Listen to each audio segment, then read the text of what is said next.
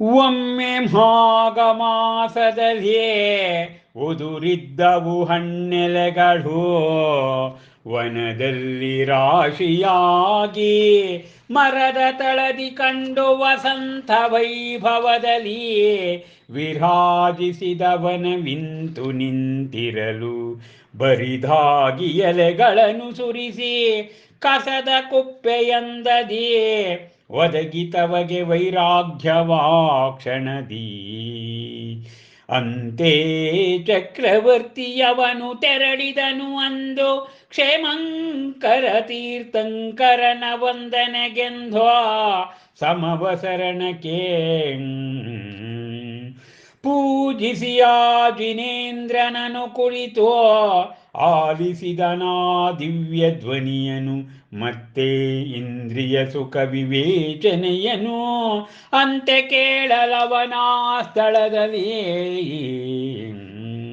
ಚತುರ್ಗತಿಗಳ ದುಃಖ ವರ್ಣನೆಯನು ಒಡನೆಯೇ ಜಾಗೃತವಾಗಿ ವಿವೇಕವು ಧರಿಸಿದವನ ನಿರ್ಗ್ರಂಥ ದೀಕ್ಷೆಯನ್ನು ಸಹಿಸಿ ಆ ಸಮಯದಿ ನಾನಾ ತರದ ಪರಿಚಯ ಉಪಸರ್ಗಗಳನ್ನು ತೊರೆದು ಆಯುಷ್ಯದ ಕೊನೆಯಲ್ಲಿ ದೇಹವೆಂಬ ವಸ್ತ್ರವನು ದೇವನಾದವನು ಸಹಸ್ರಾರವೆಂಬ ಹೆಸರಿನ ದ್ವಾದಶ ಸ್ವರ್ಗದಲ್ಲಿ ಸೂರ್ಯಪ್ರಭನೆಂಬ ಹೆಸರಿನಲ್ಲಿ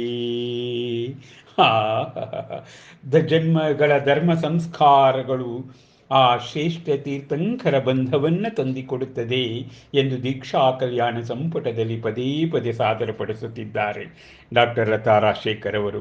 ಹೀಗಿರುವಾಗ ಒಮ್ಮೆ ಮಾಘ ಮಾಸ ಹಣ್ಣೆಲೆಗಳೆಲ್ಲವೂ ಕೂಡ ಆ ಉದಿರಿ ಹೋಗಿದೆ ವನದಲ್ಲಿ ರಾಶಿಯಾಗಿ ಮರದ ತಳದಿ ವಸಂತ ವೈಭವದಲ್ಲಿ ವಿರಾಜಿಸಿದ್ದವನ ಈಗ ಬರಿದಾದ ಎಲೆಗಳನ್ನು ಸುರಿಸಿ ತಿಪ್ಪೆ ತರಾಗೋಗಿದೆ. ಅದನ್ನು ನೋಡಿ ವೈರಾಗ್ಯ ಭಾವ ಉಂಟಾಗ್ತಿದೆ. ಹಾಗೆ ಚಕ್ರವರ್ತಿ ಅವತ್ತು ಕ್ಷೇಮಂಕರ ತೀರ್ಥಂಕರನ ವಂದನಾಬ್ಜಿಗಾಗಿ ಸಮವಸರಣಕ್ಕೆ ಪೂಜಿಸಿ ಆ ಜಿನೇಂದ್ರನನ್ನು ಕುಳಿತು ಆಲಿಸ್ತಾರಂತೆ. ದಿವ್ಯಧ್ವನಿ ಸಮವಸರಣದಲ್ಲಿ ದಿವ್ಯಧ್ವನಿ ಬರುತ್ತೆ, ಅರ್ಹಂತ ಧ್ವನಿ. ಆ ಇಂದ್ರಿಯ ಸುಖದ ವಿವೇಚನೆ ಅದನ್ನು ಕೇಳಿ ಅವನಿಗೆ ಚತುರ್ಗತಿಗಳ ದುಃಖ ವರ್ಣನೆ ಆ ಸಮವಸರಣದಿಂದ ಕೇಳಿದ. ಒಡನೆ ಅವನ ವಿವೇಕ ಜಾಗೃತ ಆಯಿತು.